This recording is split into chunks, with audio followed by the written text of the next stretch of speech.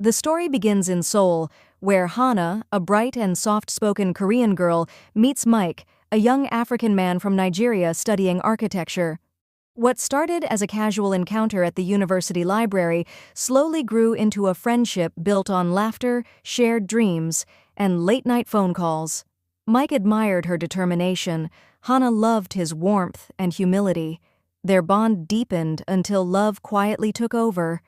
But love in their world was never meant to be easy. When Hana's parents discovered her relationship with Mike, their disapproval was immediate and harsh. Her father, a respected businessman, could not accept the idea of his only daughter dating a foreigner. Her mother, though kinder, said nothing, torn between tradition and her daughter's happiness. Hana pleaded with them, tears streaming down her face. She tried to make them see what she saw in him, but her father's pride stood like a wall. "He is not one of us," he said coldly. Mike, hearing of their reaction, felt crushed. He didn't want to be the reason Hana lost her family. One evening, he told her maybe it was better if they ended things. She broke down completely, begging him not to leave. "I love you, and I'm not trading you for anyone," she whispered through sobs. A few weeks later, on a bright Saturday morning, Mike was lying on his bed when the entire room began to shake. The noise grew louder, and before he could react, the door burst open. A muscular Korean man in construction clothes stepped inside. "Are you Mike?" he asked. Mike nodded in confusion. Without another word, a paper flew into his face. "Don't bother packing," the man said coldly. "This building has been bought." "Get out," Mike's eyes flashed with anger. "By who?" he demanded. The man smirked. "You don't need to know. Just leave before I drag you out myself." Moments later, bulldozers roared outside. Mike's heart sank. Then his phone lit up. Hana's name appeared. He suddenly understood who was behind it. Her parents. The betrayal cut deep. Still, when Hana called crying, he couldn't hate her. "I didn't know they would go this far," she said. Mike stayed silent, torn between love and pride. That night he packed what little he had left, unsure where to go. Hana's parents forbade her from seeing him again. But love finds its own path. She secretly met him at a quiet riverside cafe, slipping through the crowd unnoticed. They talked for hours, holding hands beneath the table. "We'll make it," she said softly. Mike smiled faintly, though his eyes betrayed doubt. The pressure grew. Whispers spread at the university. Friends avoided them. Hana's father, furious about the rumors, warned her one last time. "End this, or I will end it for you." She refused, and he kept his promise. Again. The next morning, Mike woke to see workers demolishing his rented apartment. Everything he owned was gone. Hana ran to him, trembling. "I'll talk to them," she said. Mike shook his head. "You've done enough. I can't keep hurting you." He turned to walk away, but she clung to his arm. "If you leave, I'll never forgive you." Her voice broke, and for the first time, he saw fear in her eyes.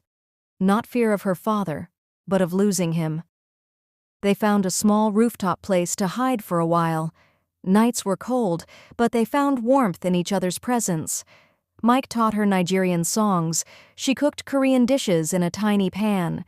For a while, the world outside didn't exist, yet deep down, both knew their love was living on borrowed time. One afternoon, Hana's father sent men to search for her. They barely escaped through the back alley. Exhausted, they took shelter under an old bridge. Hana cried quietly. "Why can't they just let us be?" Mike had no answer. He considered returning to Nigeria. Maybe distance was the only way to protect her. When he told Hana, she froze. "If you leave, I'm coming with you." He smiled sadly. "You can't. Your life is here." She turned away, whispering, "My life is wherever you are." Hana's health began to decline under the stress. Mike watched her sleep, brushing hair from her forehead, realizing how fragile love could be. Despite everything, they still dreamed of a small home, a simple life, somewhere beyond judgment. One evening, Hannah walked home alone, the city lights blurring through her tears. Her parents' voices echoed in her mind, every word cutting deeper. Meanwhile, Mike sat by a cafe window, watching his reflection and wondering if love should really hurt this much. At home, Hannah typed a long message to him, her fingers trembling, but deleted it before sending. She lay back on her bed, phone on her chest, whispering his name into the darkness. Moments later, Mike's phone buzzed. It was her. "I can't lose you," she said softly, and his heart melted. They met again under cherry blossoms, where words felt unnecessary. They simply embraced. But unseen eyes watched. One of Hannah's father's men, photographing them from afar. That night, those photos landed on her father's table. "So this is your decision?" he shouted, slamming his fist.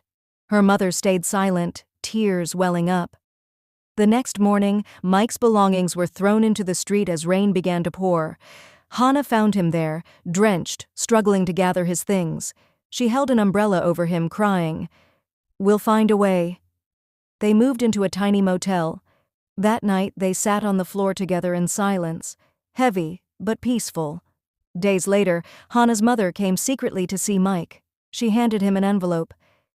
"Go back to Nigeria, please. Forget her inside were money and a plane ticket." Mike stared at it, feeling the world collapse again. He couldn't take it. When Hannah found the ticket hidden in his bag, she broke down. "You were going to leave me?" He tried to explain.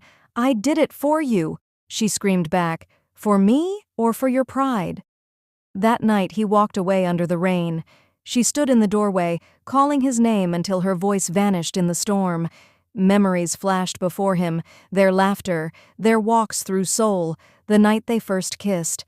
Every step away from her felt like a wound. The next morning, Hannah fainted. She woke in a hospital bed with her mother holding her hand. For the first time, her mother truly saw the love in her daughter's eyes. Not rebellion, but devotion. Real love. Later that evening, Hannah's mother called Mike in secret. Her voice trembled. "If you still love her, come see me tomorrow." Thanks for watching. If you enjoyed the video, please do not forget to hit the subscribe button and leave a comment below if you think this story deserves another episode.